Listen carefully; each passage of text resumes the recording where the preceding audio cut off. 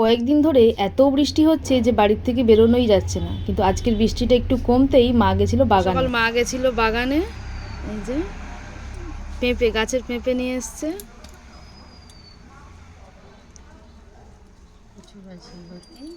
কচুর লতি, এটা আবার আমার ভীষণ ফেভারিট।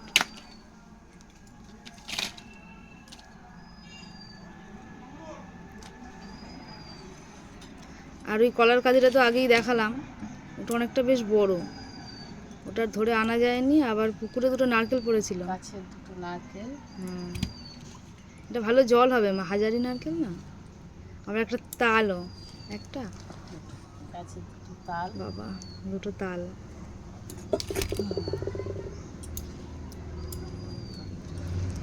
ওই যে কলার কাঁদিটা দেখালাম, তার থেকে দুটো এইখানে নিয়ে এসেছি, বাকিটা ওই বাইরের ঘরে রাখা আছে।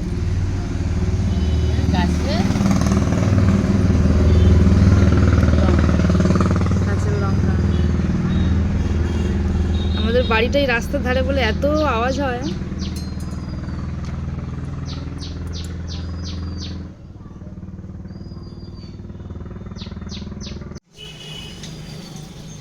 কিছুটা কুমড়োর ডাঁটা, যেটা ডাল দিয়ে খাওয়া হবে।